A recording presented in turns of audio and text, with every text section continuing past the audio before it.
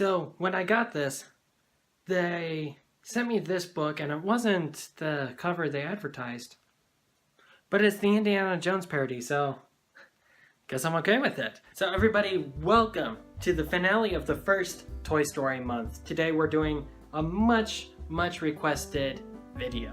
So the Boom Kids line of Disney comics was really good at giving a movie quality story in the form of comic books for these Disney and Pixar properties such as The Incredibles and Monsters Inc., WALL-E, Cars, and of course Toy Story. Several months ago, I covered the return of Buzz Lightyear from the Boom Comics Kids line, and ever since then I've been getting requests all over the place to talk more about this line of comics. So I was able to find another full story titled Toy Story Toy Overboard, and it's even by the same author as Return of Buzz Lightyear.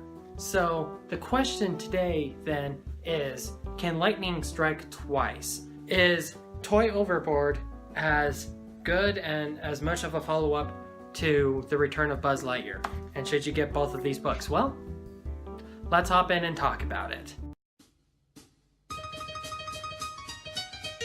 The story begins with Andy and his mom about to go on vacation on a cruise ship. Everyone is excited to go, but this means that only a few select toys will be going with Andy. Andy packs up just what happens to be the A-team as far as Toy Story characters go.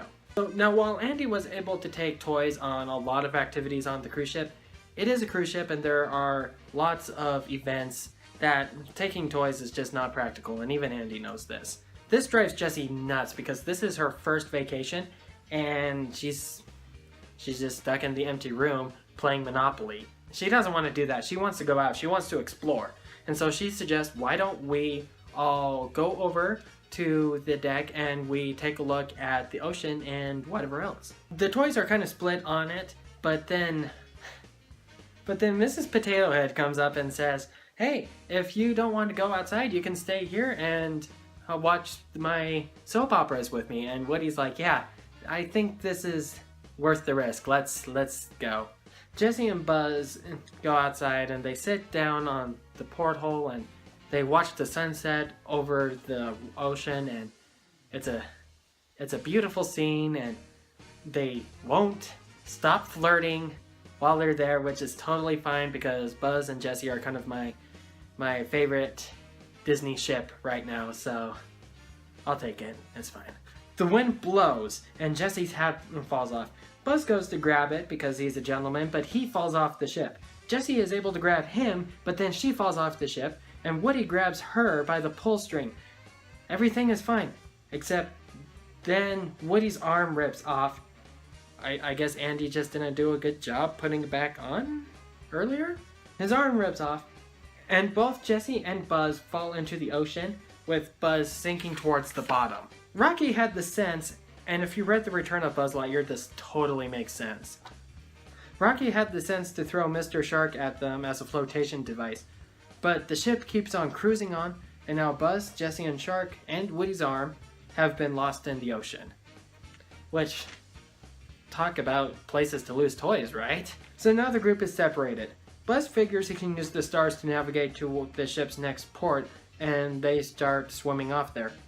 But back at the boat, catastrophe is striking. So Andy is fine. Andy's having a ton of fun on the ship, but Andy's mom got motion sickness and is having a miserable time, and she's barfing all over the place. So it's decided that once they hit Jamaica, Andy's mom and Andy are going to hop on the fastest plane back to America, and their vacation is just going to become a staycation. Which would be fine if we weren't missing two crazy important characters. This means that when Buzz and Jessie eventually do end up getting back, Andy's gone and is now heading to America. Luckily, Buzz was able to catch a glimpse of Andy and his mom hopping into a taxi, and so they chase after the taxi. But they can't catch the taxi, so they chase after a shuttle that's heading towards the airport. But they can't catch the shuttle, and so they're jumping across all these cars and the traffic until they eventually make it to the shuttle, which then takes them to the airport. Now the other toys know that Buzz and Jessie are on their way, they were able to see them, but the plane is leaving way faster than Buzz and Jessie would be able to get there. So they find a way to delay all of the luggage from getting onto the plane. So now the gang is reunited again, and Buzz and Jessie share a cute moment, and then that's the story.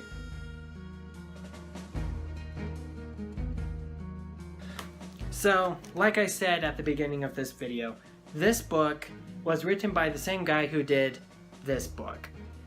And if you saw my video on The Return of Buzz Lightyear, I'll put a link to it up here, I'll put a link in the description, and at the end of this video. If you've seen that, then you know that Jesse Snyder really understands how to do a Toy Story.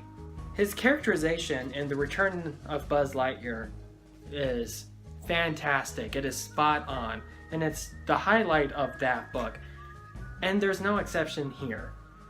Jesse and Buzz are definitely the center of this story, but he's already worked with Buzz, but what's really cool was that he was able to work with Jesse as well. A completely new, completely different character whose foundation from the movies is way different than Woody and Buzz's. And he was able to nail it really well. The same thing with Mr. Shark. Mr. Shark has a lot of moments in here, and he has no defined personality within the movies.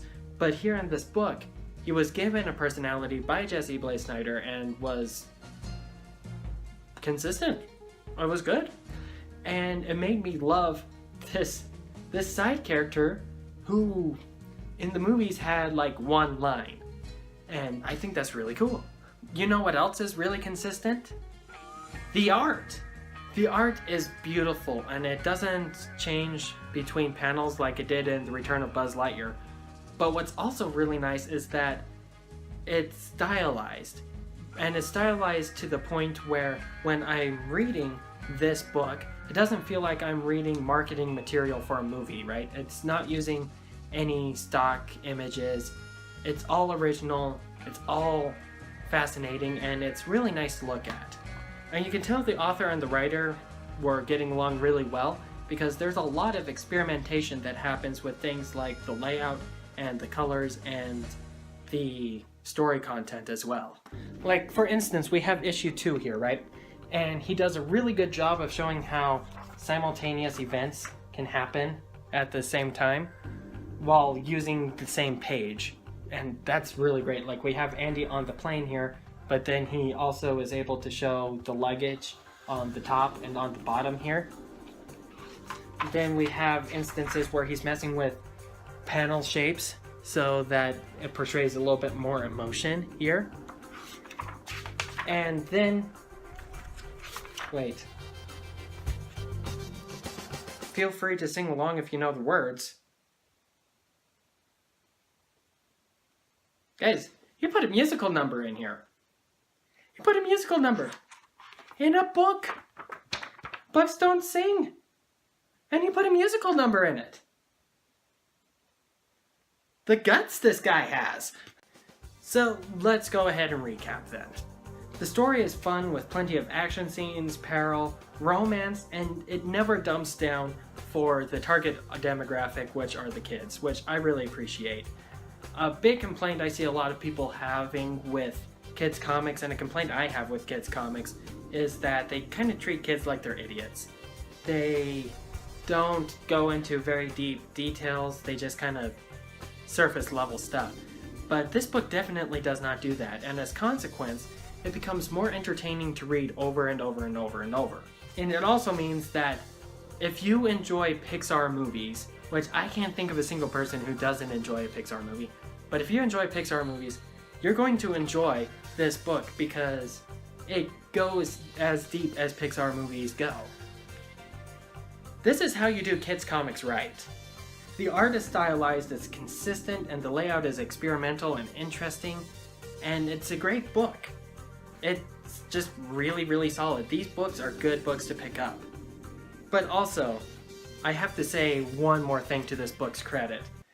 In the first chapter here, the story is that Jessie wants to go on this trip really, really bad, but gets lost and isn't packed up. And there's a moment of panic there where she's in the bedroom and she's just angry that she wasn't able to go on this trip. And Bo Peep pulls her aside and is like, look, you didn't get to go because Andy couldn't find you. But look at us. And she points to some of the other toys in the room and is like, we never get to go. And it made Jessie like step back and take a look at how lucky she really is. And it made me take a step back and look at how lucky I am. Look at all of the opportunities that I have that other people don't. And in my book, and in my opinion, if a book can entertain me as well as make me take a look at myself and want to be better, that is an all-around win. And there's also a scene where Buzz Lightyear fights a great white shark, like a for real, honest-to-goodness shark. And if that doesn't get you excited about this book, I don't know what else I can say that would. So, if you liked Toy Overboard, I suggest you check out these. Of course, I've mentioned it a bajillion times. The Return of Buzz Lightyear. You gotta pick it up. Great book. Check out my video on it for more information. Then there's the other Boom Kids Disney Pixar books.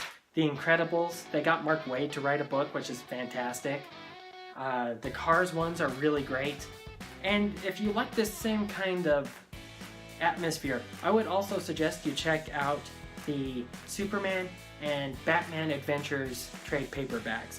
They're comic books based off of their respective animated series from the 90s, and they have the same kind of seriousness and same kind of vibe to them.